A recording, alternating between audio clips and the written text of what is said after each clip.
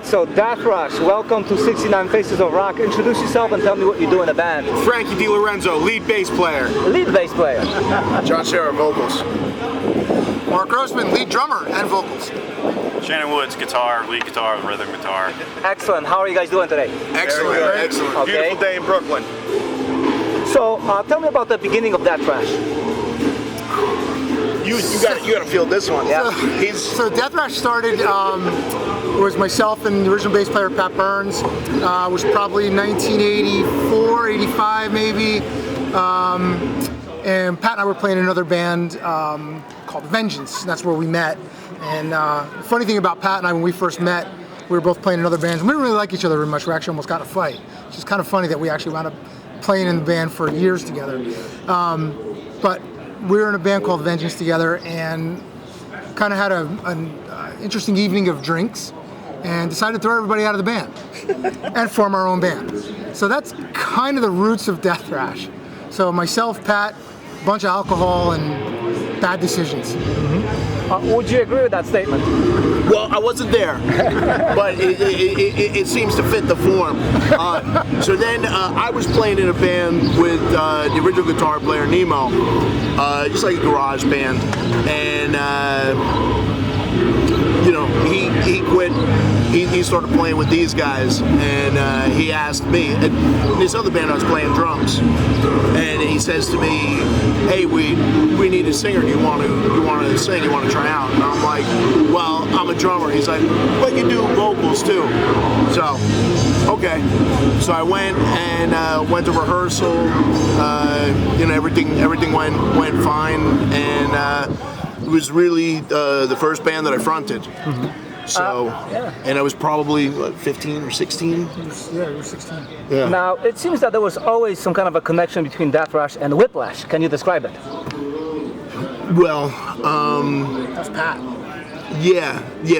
Pat knew those guys. He was actually in Whiplash for a minute before they did any recording.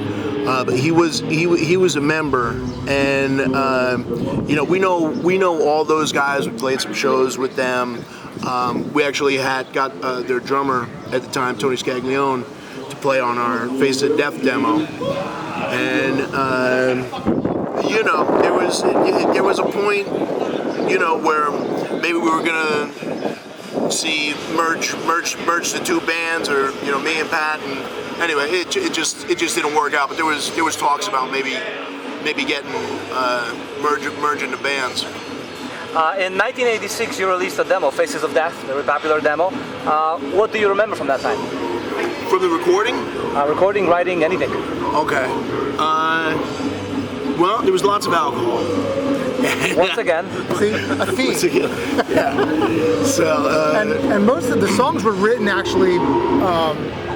So when John joined the band, we had the songs written, and so it was the three songs, Buried Alive, Lockjaw, and Blood for Blood, had already been written, and I had played. I did all the drums and stuff like that, but I left, and I think I had mentioned this to you before, Mark. I left the band prior to us going in the studio and recording, and wanted to go back to college, ride my dirt bike, and chase girls. So I left the band, and that's where Tony came in and actually did the actual recording on the drums. And he did a freaking phenomenal job. But the songs were already written, and then those guys went in the studio and just knocked them out and just killed it. Anything else to add? Well, the Whiplash guys also did backup vocals on it, and yeah, 3 songs that took off for a while, and from there we started looking at some record contracts, and We'll get to that. Were you playing any shows at that time? Well, we played for a while. We played without a drummer. We were rehearsing because we didn't have a drummer for, I don't know, probably close to a year, 3 times a week. Steady rehearsals, and so we didn't do any shows then until we got a drummer to come in, and we had a couple of guys. We had Peter Pollock. He came in. We did some shows in Staten Island. We did Grunge Club, which was basically just like this abandoned warehouse that I don't know if it was legal or not, but they had power and they had flyers, and a bunch of people showed up, and they would put on these shows with major bands. The demo was very popular. How come there never was a record deal offered to Deathrash? Well, we looked at a couple of deals. We got a song on a New Renaissance Speed Metal Hell 2 compilation, and we just couldn't really find a contract that felt good for us. So after a while, things just kind of fell apart. Well, back then, none of them felt good. No. Even the bands that signed the contracts. Right. Everyone's got a bad story to tell. And that's what scared us. Everybody's like, oh, don't sign a bad contract. Looking back, bad contract would have probably been better than no contract. True. Were there any plans for any more recordings at that time? Any more demos? Yeah. When we were going to record what was going to be called No One Is Innocent demo, which was going to have 5 songs on it. No One Is Innocent was going to be on it. Time to Slay, Heart of the Darkness, I forget. That's by Thrash. I forget what else. I think that was it. Yeah, I think we were just gonna do like 5 songs, and then how did we even break up? Yeah, what led to the breakup? That was a bit of a surprise. All right, debate here. I would say it had to be Pat. Probably. That's unofficial. Not on the record. Pat has quit a few times. Had quit a couple of times over the years. Yeah. Girl? That's something to do with girl, didn't it? I don't think As it always does. I don't know.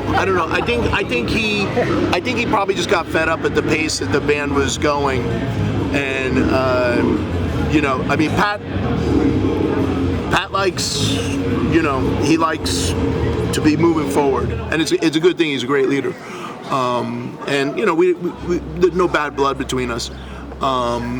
He's the kind of guy when he's in, he's all in. Like there's no well, maybe we'll do this or maybe we'll do that. No, we're going to do this or we're going to do that. When you have other guys in the band that are, maybe their lives are taking them in different directions, it makes it difficult sometimes. I think that was hard to deal with for him as well. Also, you were pulling a double duty as a singer for Deathrash and Caligula. How did you deal with all of it? Well, we played a show, Deathrash and Caligula played a show at the Grunge Club, and when Deathrash broke up, or when Pat left, me and my brother tried to keep it together, and it just didn't happen. Back then, not a lot of people even knew who Metallica was, so keeping a thrash metal band together was tough to find people. So they got into contact with me. Their singer had left, and I didn't really have much going on. So, and I liked the band, so I started playing with them. So it kind of went from one to the other. Now I'm actually playing with both bands. They're both current. But back then it was Deathrash and then Caligula. So what led to the 2005 Deathrash reunion? Well, I come home from work, and There was alcohol involved. Yeah, That's right. and there's a message on my answer machine, and it's Pat Burns, and I hadn't seen him in 20 years, and he's like, hey, I'm looking for John Sherrod. I don't know if this is him, but a guy I used to play with Deathrash, some Pat Burns. If this is you, give me a call. So you did. Hey Pat, what's up, man? And so he's like, we should get back together, just have a party, talk about the old times, put our demo onto a CD, and from that we got everybody together. There was some interest in a record label. They heard that we were going to do it, so well, if we were gonna record something, we might as well start writing new music, and that's kind of where that happened. We didn't get, again, we couldn't find a contract that we liked, so you know, we put out our an independent release, and Thrash Beyond Death. Now, speaking of that, tell me about that compilation. What the? Yeah. Okay. Thrash Beyond Death. All right. Well, on it is we have the demo. We have a few brand new songs that we wrote, and then there's a live CBGB's concert. So it's a full length, but it is a compilation of kind of the past, the present, and you know what past again. and then the past again. So since 2005, what was happening with the band? Maybe some of the new members want to speak. Hi. Well, I always wanted to be in Deathrash. I asked Pat for years because they had 2 guitar players, and I said, "You need a 3rd guitar player." Iron Maiden has 3 guitar players. Then it's good. Why don't you? But he never bent to that. The other 2 guitar players had to quit, and then I had to try out. That's how I got into the band. So not even a waiting list. Not even a waiting list, just they had to quit. He had to need somebody. And he needed me, so. All right. And to maintain a pattern here with Pat, because he is actually a pretty good leader. When I rejoined the band in 2006, he made me audition as well. So the original drummer, and I had to audition to get back in my own band. Apparently, he felt your skills were not up to the challenge. Maybe he thought I was lying when he asked me if I could still play the music. All right.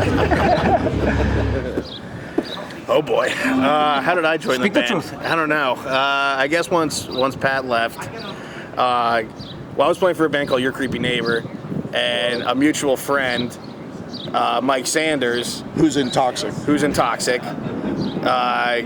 said like, hey, this kid ain't that good, but you guys need someone. So I went to, we did a couple auditions, and they're like, hey, Mike was right, you're not that good, but I don't think anyone else showed up, honestly. So here we are, 5 years later. And the commute for rehearsal was good. Yeah. Frankie lived literally around the corner. Believe me, I was looking for reasons to say no. But he said, hey, we practice in Frieden, and I was like, shit, I live in Frieden. So, you know, Mondays and Fridays. I'm gonna ask that question, drummer. Is he really not that good? He's okay. You know, it's good enough we keep him around.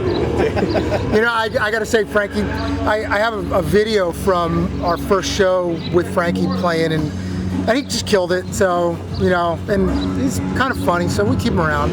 It's entertainment value too. Is there a chance of any new studio recordings from Deathrash? Yeah, I mean, we're gearing up to get back into the studio. I think we got 5 or 6 new songs. We're going to record an EP, and you know, it's some of the strongest material that we have, and it's, you know, with the new lineup. So I'm real excited to We're do gonna it. play a lot of it tonight too. So you'll get a preview. Was the band remembered since you came back? Did people remember who Deathrash was? Because you never really had a record, you had a demo, you had a good underground following, but nothing beyond that. Well, it's definitely a tri-state phenomenon. You know, all through the years, playing in different bands and stuff. Every few years, someone would approach me, whether I'd be playing drums in a band or doing whatever, and stranger would come up with a Deathrash demo and be like, "Can you autograph this?" And I was like, "Wow, somebody cares." Yeah, well, I flew all the way from Chicago for this. Okay, awesome. So there's following. Yeah. So I remember following in Illinois. Yeah, I mean, and that's the thing with metal fans too. They're dedicated and they love it and they don't forget.